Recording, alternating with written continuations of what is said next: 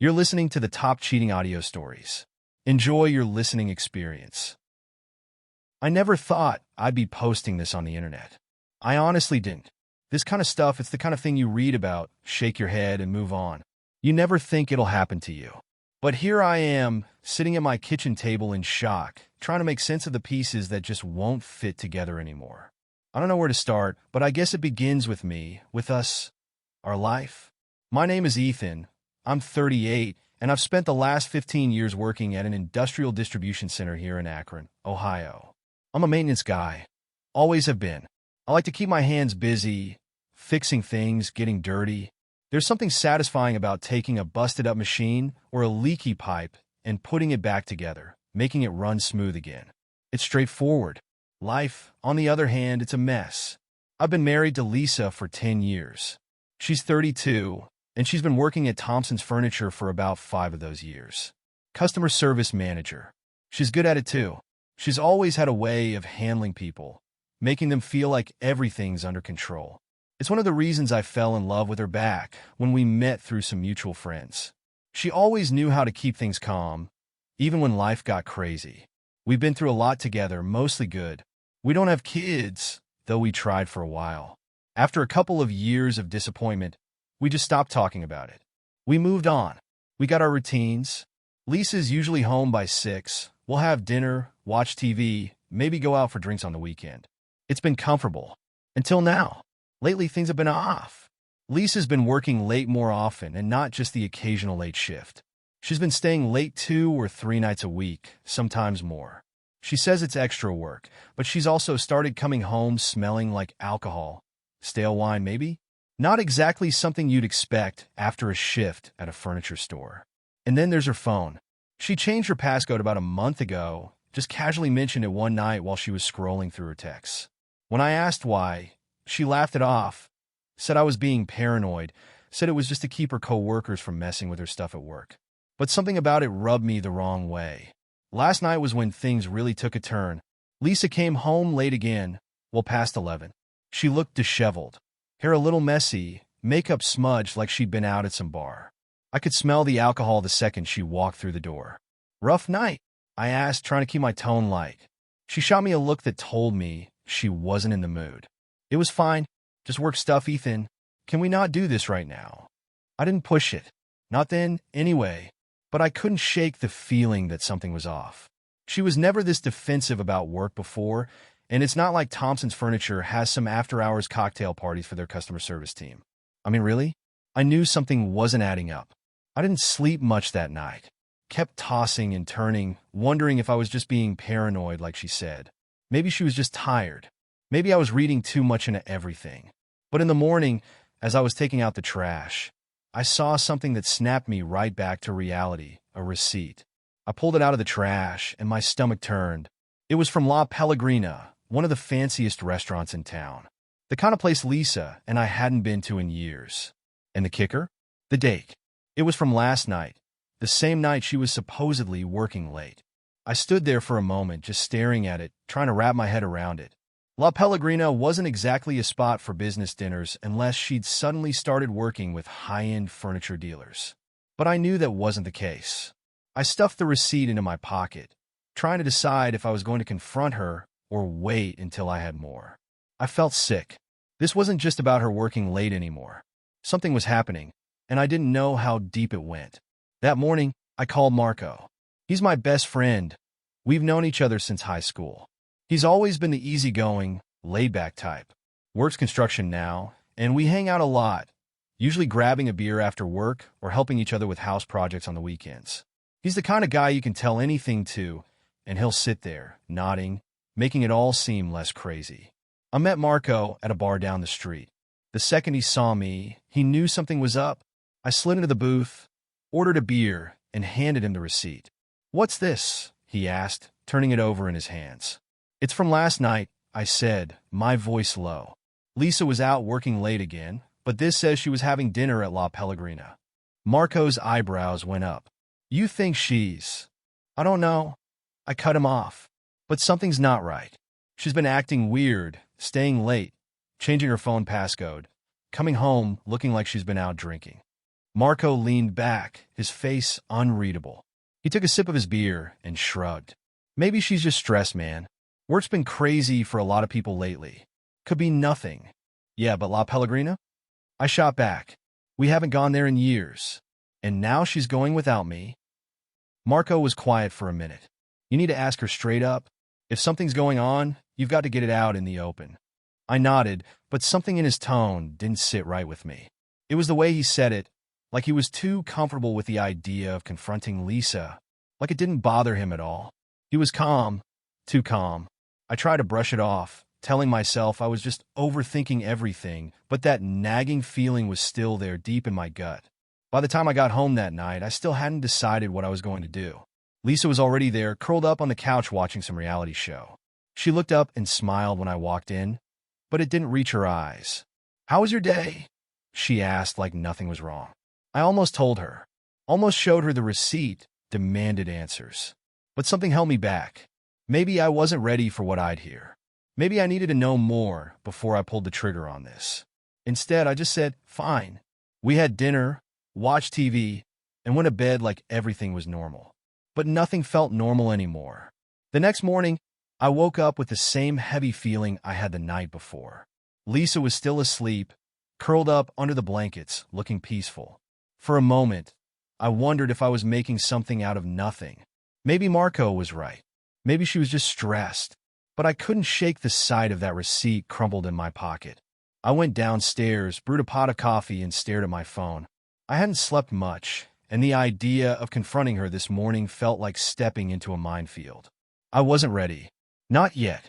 So, instead, I did something I never thought I'd do. I checked her social media. Lisa's Instagram, Facebook, all of it was squeaky clean. Pictures of us from months ago, smiling at a barbecue, a photo of her cat, even some work-related posts about new products at the store. Nothing out of the ordinary. No weird messages, no new friends. But social media wasn't where things happened. Was it? I knew if something was going on. She'd keep it far away from public view. My next step made me feel even worse. I picked up her phone. She always kept it charging in the kitchen, and this morning was no different. The passcode. I stared at the screen, thinking back to when she'd changed it. I tried a few combinations.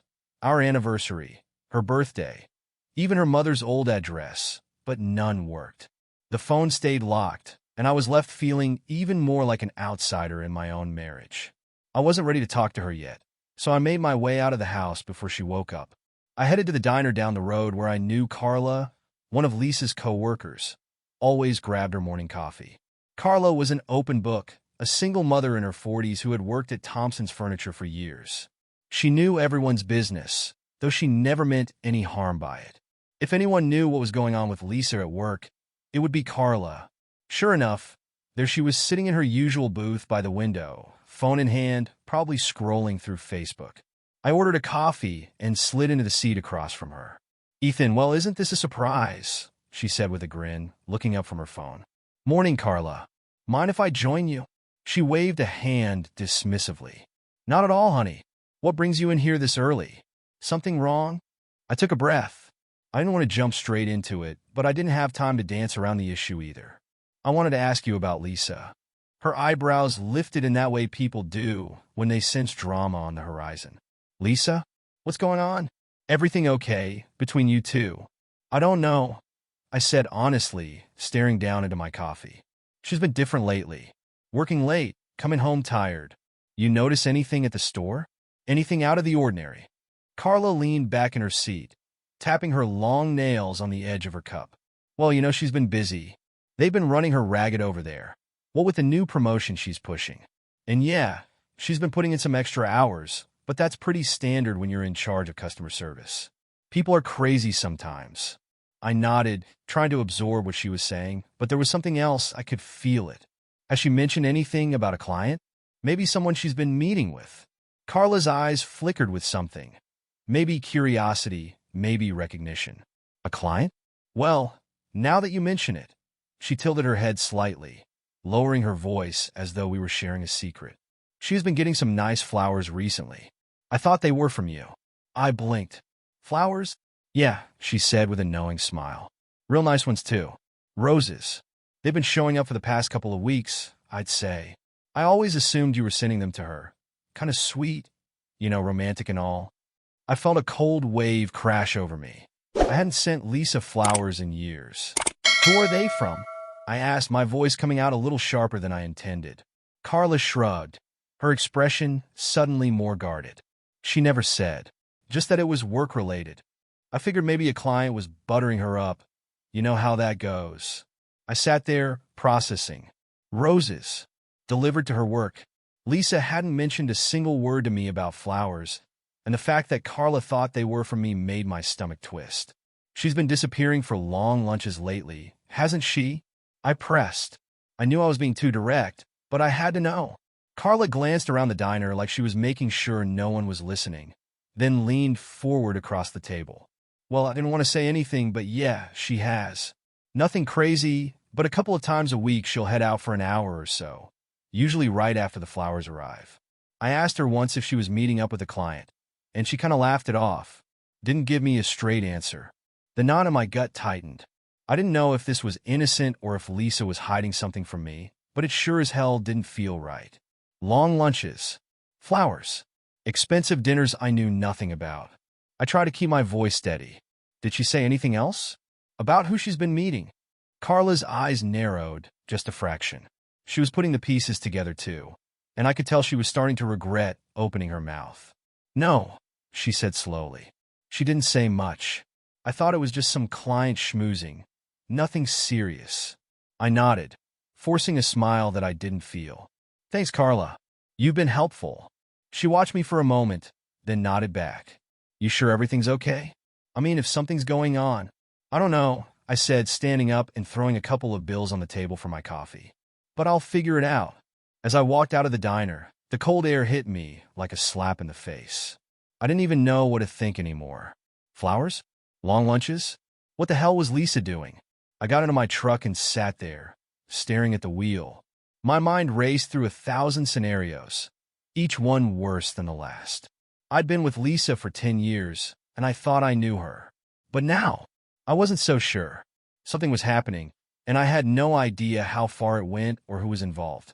I didn't want to jump to conclusions, but Carla's words kept echoing in my head. Roses, long lunches, expensive dinners. Lisa had never been the type to hide things from me. At least I didn't think she was. I pulled a receipt from my pocket and stared at it again. La Pellegrina. I needed answers, and I wasn't going to get them by sitting around. I couldn't stop thinking about what Carla had told me. The flowers, the long lunches, it all swirled around in my head like a storm.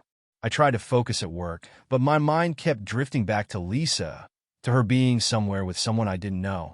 The thought of her smiling at another man, sharing private moments, ate away at me. I couldn't take it anymore.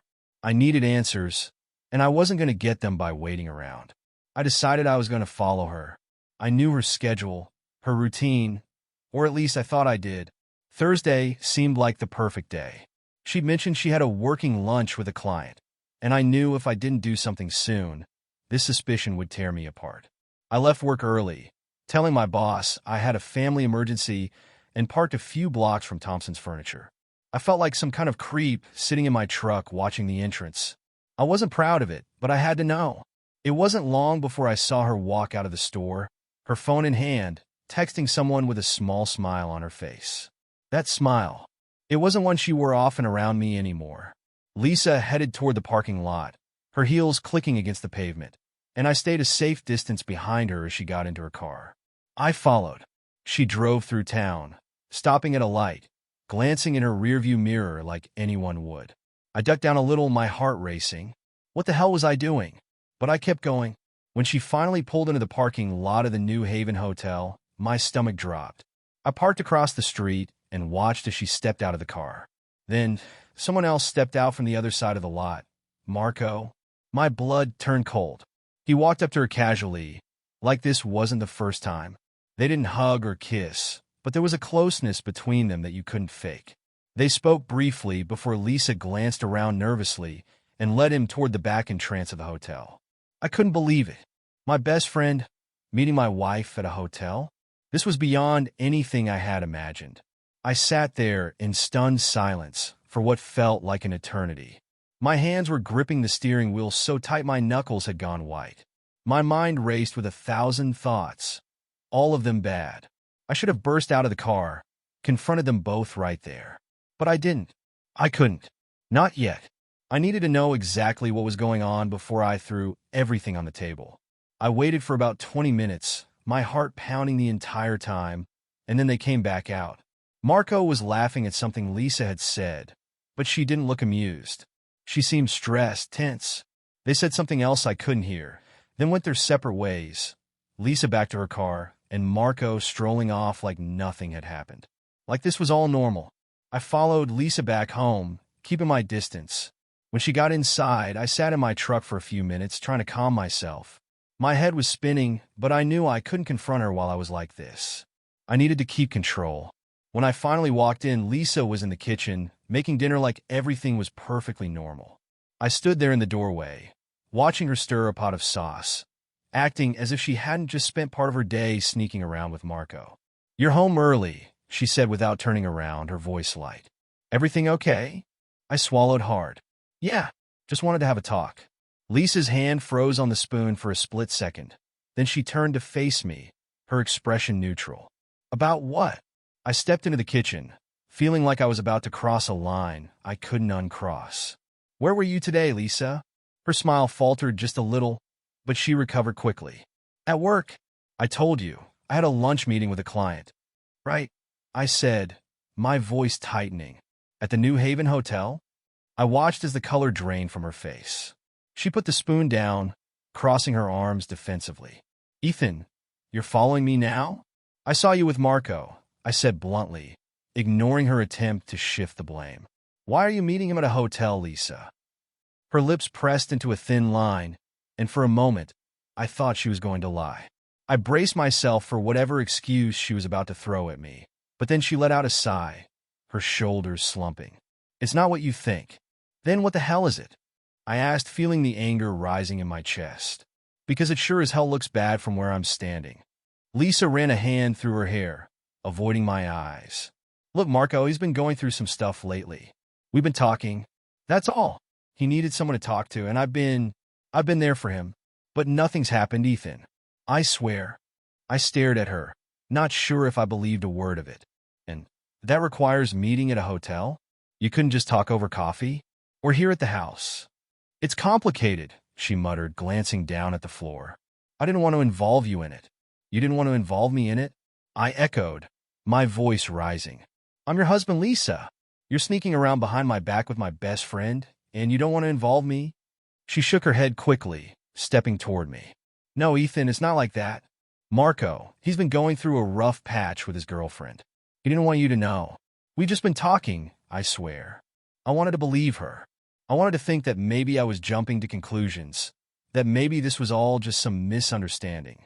But the way she was avoiding my eyes, the way she had tensed up at the mention of Marco's name, told me otherwise.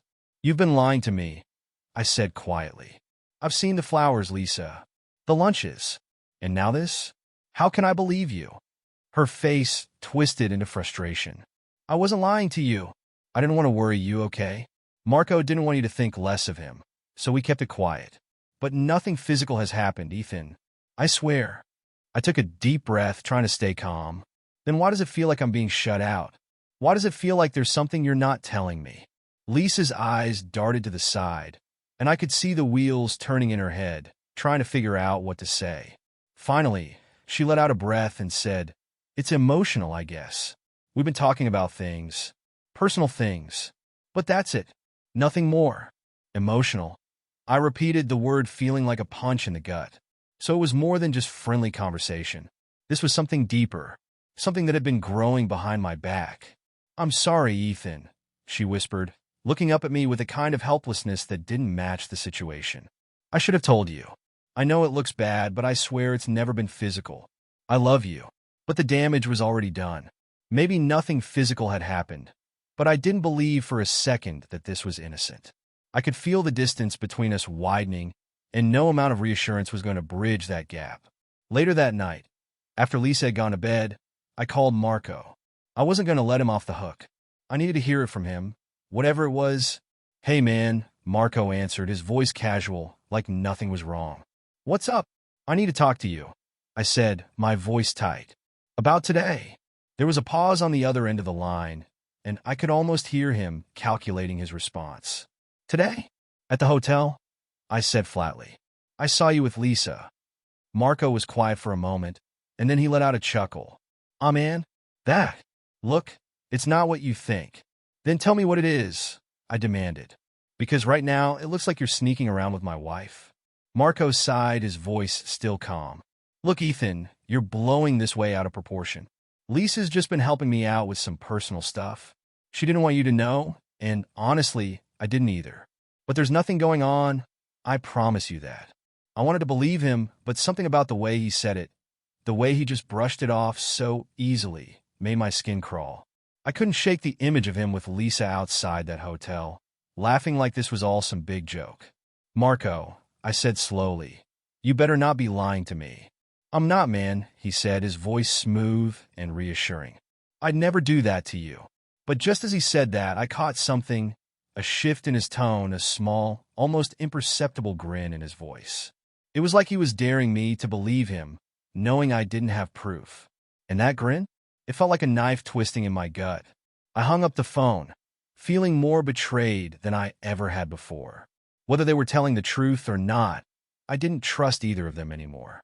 Not Lisa, and certainly not Marco. The tension between Lisa and me was unbearable after that confrontation.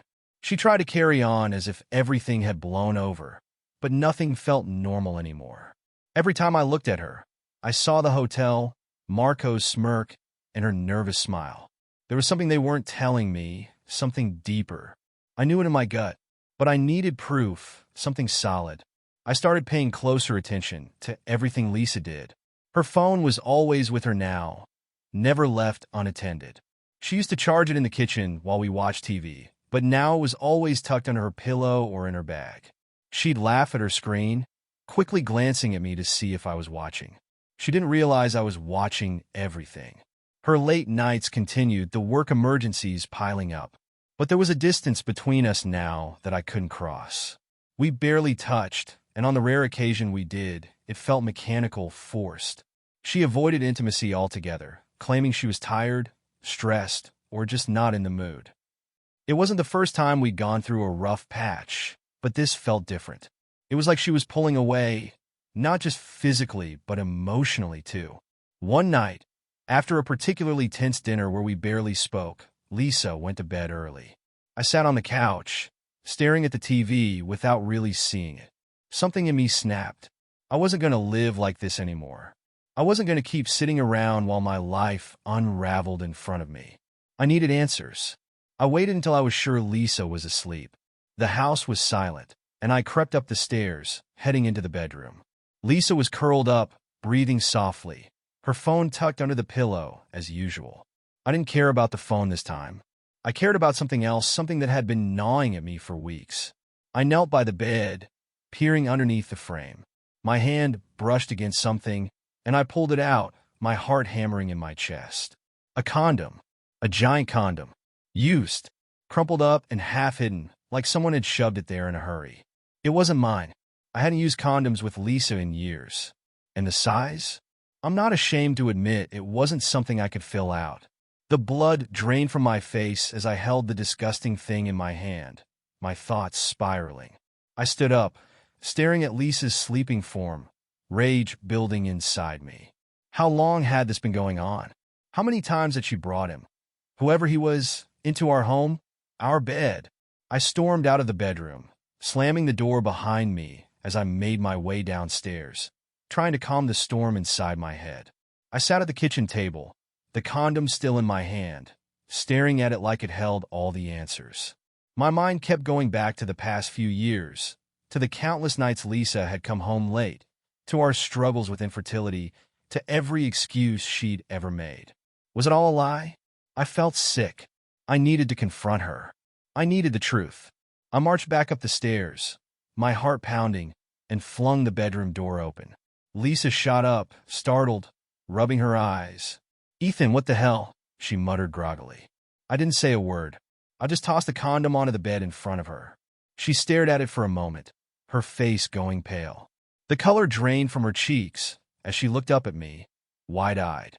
Where did you find that?" she asked, her voice shaking. "You tell me," I said through gritted teeth. "It was under the bed. You want to explain that?" Lisa's face crumpled, and for a moment, I thought she was going to deny it. But then her shoulders sagged, and she buried her face in her hands. "I'm so sorry, Ethan. I don't know how it got there. It's not recent, I swear. It was from months ago, before we started working things out." I stared at her in disbelief. "Months ago? So you were sleeping with someone else?" She nodded, tears streaming down her face. "It was a mistake. It was a one-time thing, Ethan. I didn't want it to go that far. It was stupid, and I swore to myself I would never do it again. But I haven't. Since then, I haven't, I swear." I wanted to believe her, but the fact that she'd kept this from me, let this rot under our bed, was too much to swallow. I sat down on the edge of the bed, trying to wrap my head around what she was saying. "Why didn't you tell me?" Lisa wiped her eyes, her voice barely a whisper. "Because I was ashamed. And then, after we started trying to fix things, I didn't want to ruin it. I didn't want to lose you." "Ruin it? It's already ruined, Lisa." I snapped, my anger boiling over. "Do you think I'm stupid? How can I trust anything you say?" "I'm telling you the truth now," she sobbed, reaching for my hand, but I pulled away. I stood up, pacing the room, my mind racing. If she had lied about this, what else was she hiding? My thoughts drifted back to our fertility struggles. We'd tried for years to have a child, but nothing ever worked. Doctors couldn't explain it. Was that part of this too? I turned back to Lisa, the anger replaced by something else, doubt. All those years when we were trying to have kids, was I the problem? Lisa shook her head quickly. No, it wasn't you. It was just bad timing, Ethan. I swear I never blamed you for that. But I wasn't listening anymore. The thought had already burrowed deep into my mind, festering like an open wound. I needed to know for sure. I needed proof, not just her words. Without saying anything, I grabbed my coat and walked out the front door. Lisa called after me, her voice hoarse and desperate, but I didn't turn back. I needed to think. I needed space. The next morning, I made the decision that had been building inside me all night. I was going to take a DNA test without telling her. If there was even a sliver of doubt that I was the reason we couldn't have kids, I needed to know. If I was going to figure out where everything went wrong, I had to start somewhere. And right now, that was the only place I could think of. I made an appointment with Dr. Lang, the family doctor we'd seen during our fertility treatments. She was always direct, professional, never sugarcoated anything. If I was going to get to the bottom of this, I needed her help. Later that afternoon, I sat in her office, the sterile smell of disinfectant making my head spin. Dr. Lang sat across from me, tapping her pen on a clipboard. "So, Ethan," she said, glancing over her notes, "you're here for a fertility checkup?" I nodded, feeling the weight of my decision settle over me. "Yeah, I need to rule some things out. I'm not telling Lisa." Dr. Lang raised an eyebrow, but didn't pry. "Understood. We'll do a full panel, run a semen analysis, and check for any abnormalities. It'll take about a week for the results to come back." I thanked her and left the office feeling heavier than when I'd walked in. A week. A week to find out if this whole thing was built on a lie. A week to figure out if I was the one who couldn't give Lisa what she wanted all those years, or if there was something else she wasn't telling me. It was 2 weeks of pure hell waiting for the results. Every day felt like I was walking on glass, barely keeping my anger and suspicion from tearing me apart. Lisa and I barely spoke during that time. She kept trying to act normal, but there was no normal left between us. The house felt like it was suffocating me. Every room a reminder of the lies she'd told. I couldn't even look at our bed without picturing that damn condom, knowing full well that whoever had been there had no place in my life. The silence between us grew heavier with each passing day, but I knew this was the calm before the storm. The results from Dr. Lang would change everything. When I got the call, it was like a cold slap of reality. I sat in the car outside the clinic, the paper in my hand, trembling as I read the words over and over again. Infertile. The report was blunt, clinical, just like Dr. Lang had always been. A complete inability to produce viable sperm. Not just low chances, 0 chances. My entire life with Lisa flashed before my eyes. All those years we'd spent trying for a child, the doctor's visits, the emotional strain. It had all been pointless. And worse, it had all been a lie. I'd been led to believe that our inability to conceive was some random, unexplainable thing. But now I knew better. Lisa wasn't trying to get pregnant. She knew all along that I couldn't father a child. She'd been playing a different game, keeping this from me, while I poured every bit of hope and effort into something that never had a chance. I slammed my fists against the steering wheel, trying to keep my composure, but the rage was boiling over. If this was true, and I knew it was, then everything else was true too. The cheating, the lies, the secrecy. The thought of Lisa carrying on with Marco, or God knows who else, while keeping me in the dark, made me sick to my core. I couldn't go home. Not yet. Not like this. I needed to face Marco. I needed him to admit it. I needed the truth, raw and unfiltered, because whatever Lisa said now, I knew I couldn't trust a single word out of her mouth. I drove straight to Marco's place. He lived on the other side of town, in a small apartment above a bar he liked to frequent. I parked outside, not caring if he saw me coming. I marched up the stairs and pounded on his door, hard enough that the cheap wood rattled in its frame. Marco opened the door, looking surprised for a moment, but then his usual lazy grin spread across his face. "Ethan, what's up, man? Didn't expect to see you here." I pushed past him into the apartment, not caring about niceties. "I know everything, Marco. Don't try to play dumb." His grin faltered. "Everything? What are you talking about?" I pulled out the paper from Dr. Lang's office, holding it up like a damning piece of evidence. This says I'm infertile. You want to explain to me how Lisa and I spent years trying to have a kid, but she's been screwing around behind my back the whole time? And with you?" Marco's face changed. The smugness drained out, replaced by something closer to indifference. He shrugged, rubbing the back of his neck. "Look, man, Lisa and I, yeah, we hooked up a couple of times, but it's not like it's a big deal. She was feeling lonely, and you know how it is. I didn't think it'd blow up like this." "You didn't think it'd blow up?" I repeated, my voice shaking. "You've been sleeping with my wife, lying to my face, and you don't think it's a big deal." Marco shrugged again, completely unfazed.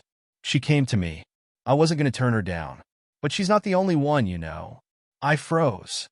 "What?" He leaned against the doorframe, crossing his arms. "Lisa's not exactly loyal, Ethan. You're not the only one she's been stepping out on. I know for a fact she's been with at least 2 other guys. Probably more. This thing with me? It's just casual. No strings." The room felt like it was spinning. I wanted to lunge at him, to knock that smug look off his face. But I stood there, fists clenched at my sides, trying to keep control. "2 other guys?" I asked, my voice barely above a whisper. Marco nodded, his expression almost bored. "Yeah, man? You didn't know? I figured you did. She's been sneaking around for a while now. I didn't ask for details, but it's not just me. Some salesman from her work, maybe another guy from out of town. I didn't keep track." I couldn't breathe. The weight of what he was saying was crashing down on me, suffocating me. It wasn't just Marco. It wasn't just some casual fling. This was bigger than that. My entire marriage had been built on lies. Years of deceit, manipulation, betrayal. Lisa wasn't the woman I thought she was. She never had been. "Why didn't you tell me?" I asked, my voice cracking. "You were supposed to be my friend." Marco sighed, shaking his head. "I didn't think it was my place, man. It wasn't like I was the only one. And I figured you'd rather not know. I mean, you two were already having problems. It was just easier this way." "Easier?" I snapped, the rage bubbling up again. "You've destroyed my life, Marco. You and Lisa. You both lied to me for years. You think this is just something that's going to blow over?" Marco raised his hands defensively, backing up a step. "Look, Ethan, I didn't mean for it to go this far. Lisa's complicated. She's been seeing other guys long before me. If you want to be mad at someone, be mad at her." I took a deep breath, the fury coursing through me. "Get out of my way," I muttered. He stepped aside, clearly sensing how close I was to losing it. "Whatever, man. Do what you gotta do." I stormed out of the apartment, slamming the door behind me, my thoughts a whirlwind of rage and betrayal. Lisa had lied to me. Marco had betrayed me. And now, there were other men involved? Men I didn't even know? As I drove back home, my mind raced with 1,000 questions, none of which had answers. I couldn't let this go. I couldn't pretend everything would just go back to normal. The truth was like a poison, seeping into every part of me. And the more I uncovered, the more it consumed me. By the time I pulled into the driveway, I had made up my mind. I wasn't going to live like this anymore. I wasn't going to sit in the dark, wondering how deep the lies went. I needed to know everything. Lisa was sitting on the couch when I walked in, her eyes puffy from crying, her hands fidgeting nervously. She looked up at me, her face filled with guilt. "Ethan, please," she started, but I cut her off. "I know about Marco," I said, my voice cold and steady. "And I know about the other men. I want the truth, Lisa. All of it. No more lies." She froze, her face going pale. For a long moment, she didn't say anything, just stared at me with wide, terrified eyes. And then finally she spoke, her voice barely a whisper. "I didn't mean for it to happen," she said, her hands trembling. "It just got out of control." "Who?" I demanded. "Who else?" She looked down at her lap, tears welling up in her eyes. "There was someone from work, a salesman. And there was another guy, a friend from before we got married. It was stupid, Ethan. I don't know why I did it." I stood there, staring at her, the full weight of her confession sinking in. Years of deception, of pretending, of living a lie. My entire marriage had been a charade, and I was the fool who believed it. I turned away from her, my mind racing. There was no fixing this. There was no going back. The life I thought I had was gone, and in its place was this ugly, twisted reality. "I'll be gone in the morning," I muttered, heading upstairs without another word. I didn't know what my next move would be, but one thing was clear. My marriage to Lisa was over. There was nothing left to salvage. The lies had destroyed everything. I woke up the next morning with a decision. No more waiting. No more dancing around the truth. Lisa was going to hear everything. The DNA test, the lies, the affairs, every last detail. Whatever happened after that, I didn't care anymore. I couldn't live like this, holding the pieces of my shattered marriage and pretending I could glue them back together. I packed a bag first thing. I didn't know where I was going, but I knew I wouldn't be staying under the same roof as her anymore. The walls of our home felt like they were closing in on me, suffocating me with every memory, every false promise. I zipped up the bag, slung it over my shoulder, and headed downstairs. Lisa was sitting at the kitchen table, her eyes swollen from crying, a half-empty cup of coffee in front of her. She looked up when she heard me, her face filled with that same guilt and desperation I'd seen so many times lately. But I wasn't here for apologies. I wasn't here for another round of excuses. "We need to talk," I said, my voice colder than I meant it to be. I dropped the bag on the floor by the front door and sat down across from her. She nodded slowly, her hands shaking as she wrapped them around the mug. "I know. Ethan, I'm so sorry for everything. I never meant for it to get this bad." I stared at her, the weight of everything pressing down on me. "Do you even know how bad it's gotten?" She blinked, confused. "What do you mean?" I pulled out the DNA test results and slid them across the table toward her. "This. Read it." Her eyes darted between me and the paper before she hesitantly picked it up. As she read, her face went pale and her mouth dropped open. I don't understand." "You don't understand?" I scoffed, leaning forward. "It's pretty clear. I'm infertile, Lisa. I've been infertile the whole time we were trying to have kids. All those years of blaming bad luck, bad timing. You knew, didn't you?" She dropped the paper onto the table, shaking her head violently. No, I didn't know, Ethan. I swear to God. I didn't know you were." She stopped mid-sentence, the weight of the truth crashing over her like a wave. She pressed her hands to her face, stifling a sob. "But you weren't trying to get pregnant either," I said, my voice low but steady. "Were you?" She didn't answer at first. Then, after what felt like an eternity, she whispered, "No, I wasn't." I leaned back in my chair, the confirmation hitting me like a punch to the gut. "So, all that talk about wanting a baby? That was just another lie." Her shoulders shook with silent sobs. I thought, I thought if we didn't have a kid, things would stay easier, less complicated. I thought I could keep everything together. I clenched my fists on the table, trying to control the fury building inside me. Keep everything together? While you were sleeping with other men behind my back. Her sobs grew louder. It wasn't like that, Ethan. I didn't mean for it to happen. Marco told me. I interrupted, my voice sharp. And not just him, Lisa. 2 other men. At least 2. She wiped at her eyes, shaking her head. I didn't want to hurt you. I didn't know how to stop. It started small, but it got out of control. I swear to you, I didn't want this. I let her words hang in the air for a moment before I spoke again, my voice cutting through the silence. There's more, isn't there? Her head shot up, her eyes wide with fear. She didn't answer. Who else, Lisa? I demanded. What else haven't you told me? She stared at me, her lips trembling, and I could see the hesitation in her eyes. The battle between keeping one last secret and telling me the final, devastating truth. Finally, she broke. There was someone else, she whispered, her voice barely audible. One of the men. A few years ago. I felt my stomach twist. What happened? She wiped her eyes again, her hands trembling. I got pregnant. The world tilted beneath me. Pregnant? Lisa nodded, her gaze dropping to the table.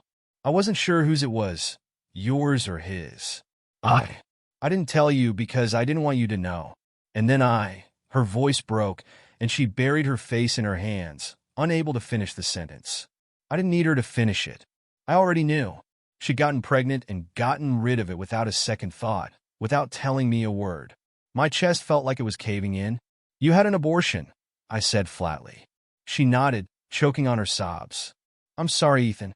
I'm so sorry. I stared at her, my mind spinning with disbelief, betrayal, and an overwhelming sense of loss. I thought I'd already lost everything. My trust in her, my belief in our marriage. But this was the final blow. The fact that she'd gotten pregnant with another man. Hid it from me and made the decision to end it. It was unforgivable.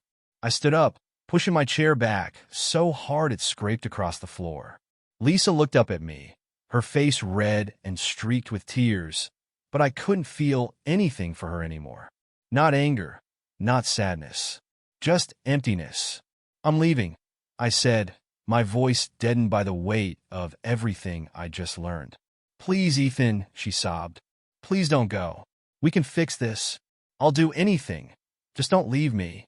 I shook my head slowly, already walking toward the door. There's nothing left to fix, Lisa. It's over, she cried out, rushing toward me, but I was already grabbing my bag, already stepping out of the door. I couldn't bear to hear any more of her apologies, her pleas. Nothing she said could change what had happened. I climbed into my truck and drove away, not looking back at the house we had built together, the house that now felt more like a prison. The weight of her confession pressed down on me, and the reality of what my life had become began to settle in. As I drove aimlessly, unsure of where I was going, my phone buzzed on the passenger seat. It was Dr. Lang. I hesitated for a moment before picking it up. Ethan, she said, her voice calm and professional. I wanted to call and clarify something about your results. I gripped the steering wheel, my knuckles white. What is it? There was an administrative error in your first test, she explained, her voice careful. It turns out the results were inconclusive. We ran them again, and it's possible you aren't infertile after all. The original results were likely wrong. I blinked, not fully processing her words. What? I know this might be a shock, but your fertility levels are low, not non-existent. You could still conceive under the right circumstances. The right circumstances. I hung up the phone, staring blankly at the road ahead of me. After everything, after years of lies, after Lisa's betrayal, now I find out that maybe, just maybe, I wasn't the problem after all. It didn't matter. None of it mattered anymore. The damage was done. Thank you for listening to this story. Subscribe to the channel, put a like under the video, and write a comment about how you like this story.